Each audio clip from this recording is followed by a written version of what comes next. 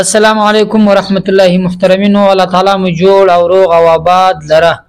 الله پاک مو ژوندي لره. الله تعالی جل جلاله تل کامیاب او بریالي لره. دوستانو یو بهترینه وظیفه درخیم د ربیع الثانی میاشت شروع ده چې ډیره دی برکت میاشت ډیره دی برکت میاشت په دغه میاشت کې چې الله پاک جل جلاله څخه خپل بنده هر هغه څه وغواړي چې جائز وي الله تعالی جل جلاله د خپل بنده خاللاس نه ردوي ورکوي. که رزق جنو غواړي که پیسې جنو غواړي 1 کروڑ 1 ارب هر څومره روپۍ وغواړي الله پاک څخه الله تعالی جل جلاله سیدا یو داسي خالق دا چې هر فیصله کن فیکون کې کولای شي د سترګو فرب کې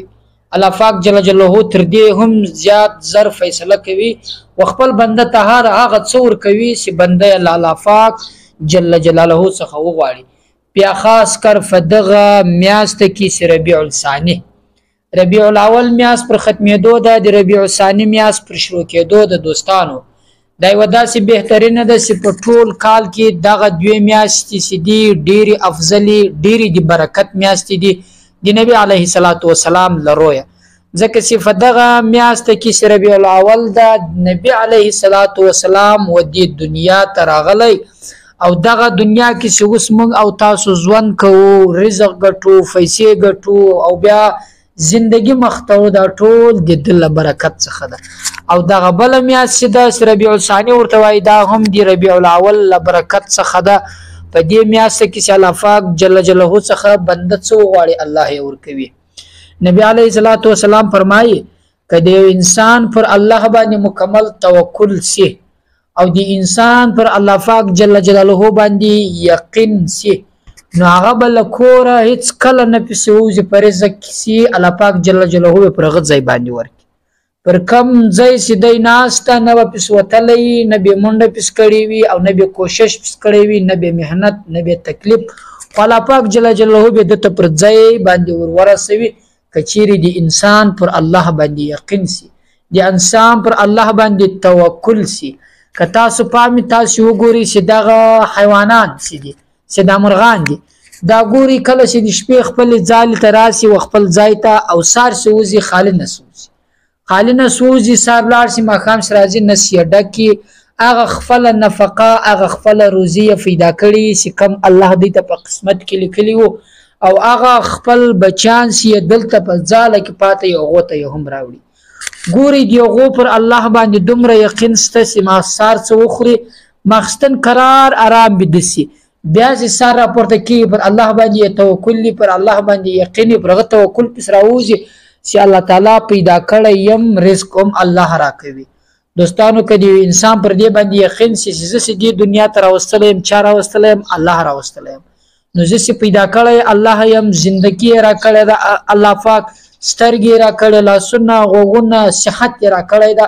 الله پاک جل جلاله رزق هم راکوي الله پاک جل جلاله هم ساتي هم الله پاک جل جلاله دنیا هم راکوي. نو که بنده یقین مضبوط وي چې الله پاک جل جلاله څخه څه وغواړي الله یې ورکوي. بیا خاص کار په دې میاشت کې دا یو ډېره د برکت میاشت ده او بیا د نبی علیه الصلاة والسلام په برکت سره چې یو انسان الله تعالی سپورته کی او دعا وکړي او نبی علیه الصلاة والسلام په برکت سره دی غلروي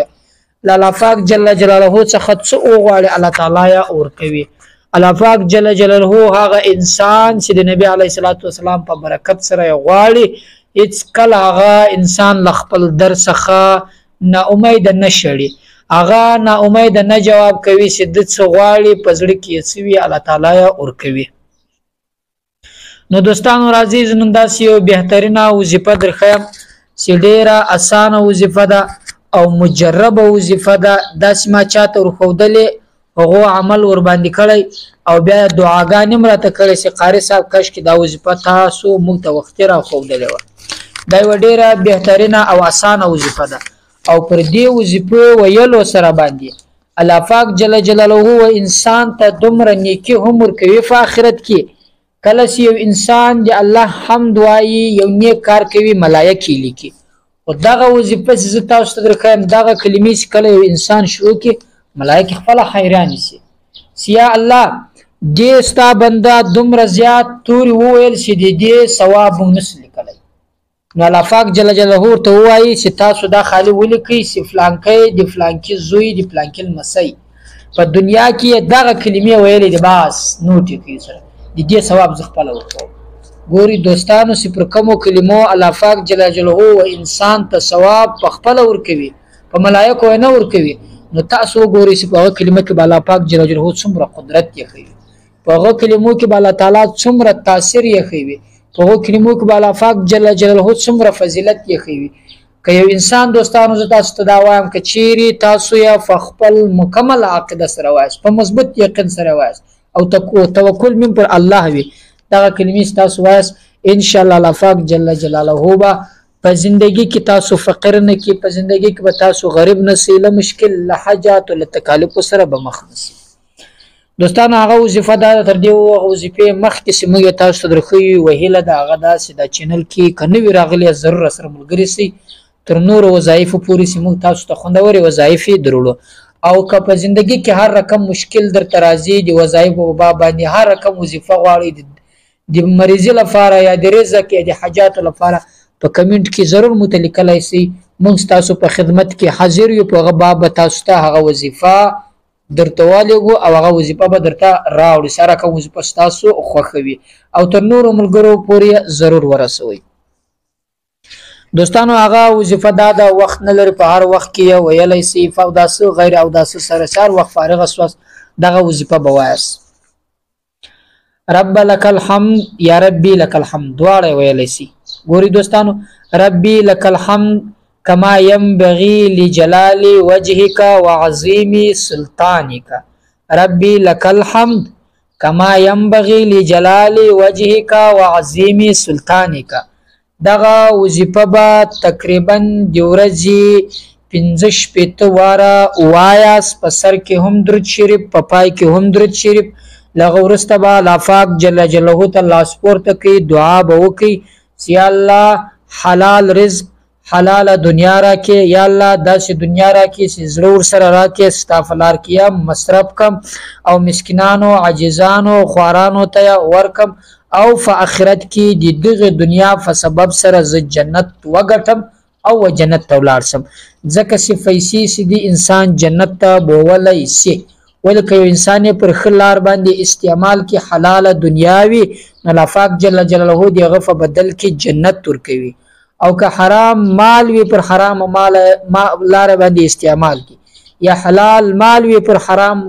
لار استعمال کی ناغه به د آخرت په ورځ د دې غاړه توق وي او الله تعالی جل جلاله به دغه دنیا په وجه د په آخرت کې سزا ورکوي او جهنم ته الله تعالی جل جلاله بیا د خپل دنیا په وجه باندې. دوستانو دا یو بهترین وظیفه ده په دې باندې عمل وکړئ ان شاء الله الله پاک جل جلاله به مو په زندگی کې خوشحالي درته راولي او د زندگی تقدیر به مو الله در بدل کی. خدای دې چې دا وظیفه تاسو خوښ شوي او عمل امور باندې وکړي پر الله تعالی مسپارم. السلام علیکم ورحمت الله.